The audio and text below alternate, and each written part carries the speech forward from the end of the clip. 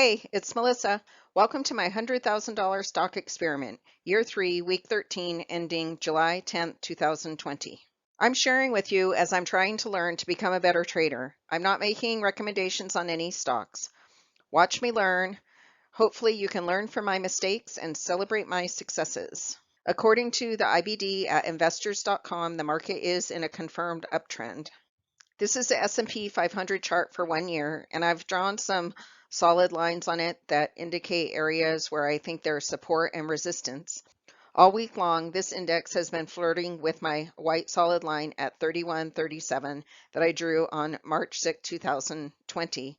I'd like it to move above this, but I'm happy it stayed above it all week, but let's hope that it can go up to that green line soon. I did make 2 new purchases this week, Bill.com and Dexcom, and then I made a buy 3 in ResMed.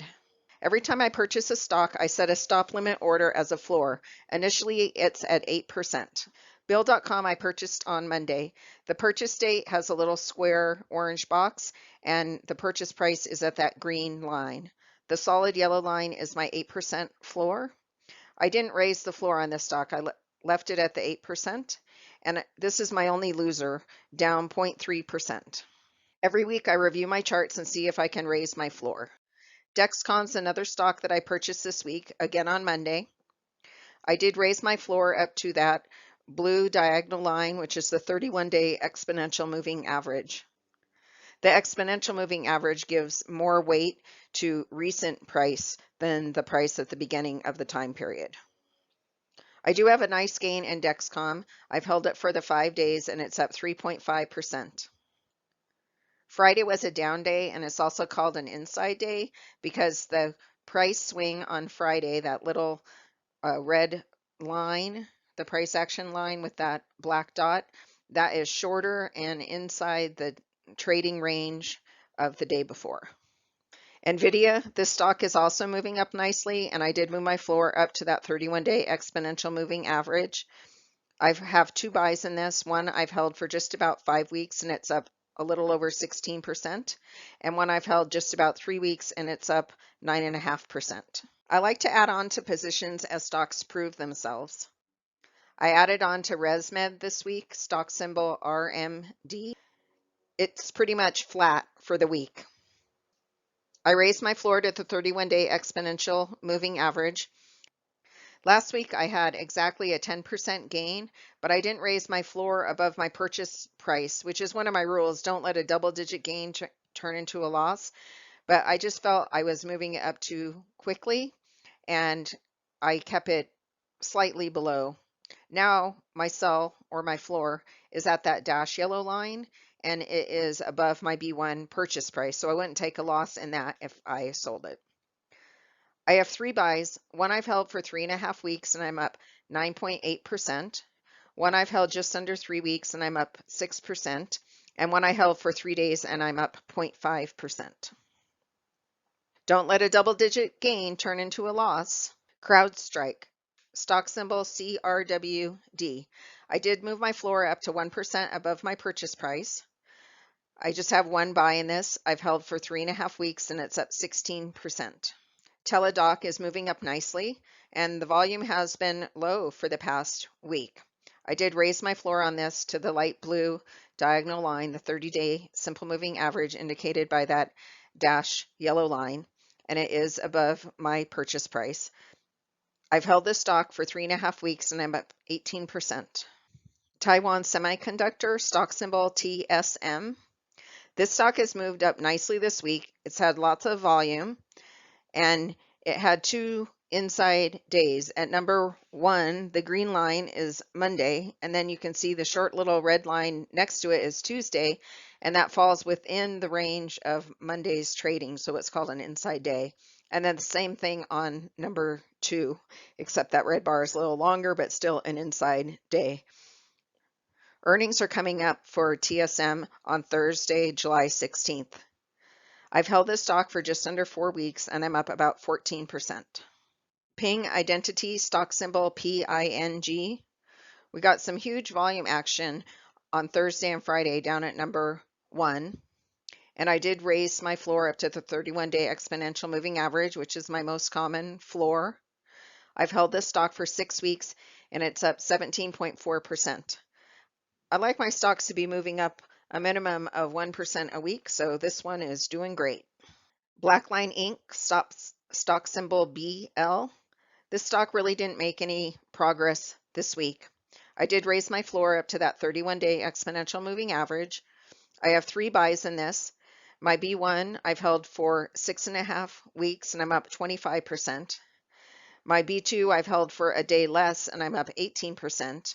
And my B3 I've held just for 6 weeks and I'm up 15%. Adobe, stock symbol ADBE. Another stock where I moved my floor up to the 31-day exponential moving average. This stock is moving up nicely. It's well above its 8-day, the pink line, and 16-day simple moving average. This is the stock that I've held the longest. My B1 I've held for 10.4 weeks and I'm up 31.8%. And my B2 I've held for 6 weeks and I'm up just over 21%. I'm working on my rules of when to hold and when to sell offensively. I had a great performer this week, VLGO. It was up 45% for the week and it had lots of volume. I raised my floor up to the low of the Wednesday day, and if this sold at that floor, it would give me a 54%-ish gain in this stock. So while I've had it just under 5 weeks and it's up over 76%, I want to give it some room to run, but I would be happy if I made a 54% gain. The 1-year weekly chart, I wanted to show you the difference in volume. Down at number 1, the volume was so low, and then at number 2, you can see that the volume has really picked up recently. The volume really started to pick up on March 6th, which is number 3. And then number 4 is showing you where MarketSmith, which is an investors.com premium product, identified the pivot price of when they thought you should be buying this stock at $31.82. I didn't buy it until number 5 when it had what I considered a 3-week tight, sort of gathering itself before it took off again. And I'm still have a great profit. So if you bought it at number 3 or number 4, kudos to you. My stocks sell when my floor gets triggered. I didn't sell any stocks this week. The current holding bar chart shows 1 bar for each week, and it allows you to compare my $10,000 purchase of each of my stocks. The solid yellow line is my floor, the 9,200, 8% loss. So Adobe, it has a really nice gain. It's up over 30%, and it's just been steadily going up. Next to it in the pink, Bill.com, I do have a loss in that. Black line in the gray is down slightly for the week, but it had a tendency to go up and then stay steady for a week or two and then go up again. Crowd in the light blue, moving up nicely. Dexcom in the purple is a new stock, just 1 bar there. VLGO, craziness, up over 76%. Just look how fast that bar went up, and I've held it for the 5 weeks. Next to it, NVIDIA, I've also held for 5 weeks, and it's only up 16%, which is a great return, but next to VLGO, it looks minuscule. Ping Identities in the orange, again, went steady for 3 weeks, and now it had a nice little pop up. RMD in the light purple, it is holding steady. Teladoc in the hot pink had a nice gain this week, as did TSM in the yellow. I look at the percentage change for each of my stocks and I sort with the losers on the top. The 3 in that red box did not beat the S&P 500 this week. The rest of them did, and you can see down at the bottom, VLGO was up 45%, Teladoc was up almost 10%, NVIDIA was up 9%, all amazing returns for those stocks. And my current dollar value gain, this is just on my B1 $10,000 purchase with the losers on the top. So I have Bill.com that's down $27. Dexcom, which I also bought this week, is up $353. This chart also has 1 box for each week, so you can see each week how the stock has changed. And look at all the ones that I have over a $1,000 gain, which is a 10% gain. The industry breakdown, I'm still just in 3 industry groups with software, almost $90,000 in software.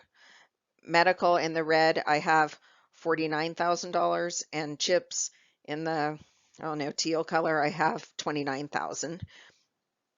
I have 3 buys in Blackline and ResMed and 2 buys in Adobe and NVIDIA. That green sliver on the right hand side is my cash. I don't have enough cash to do anything right now unless I sell a stock.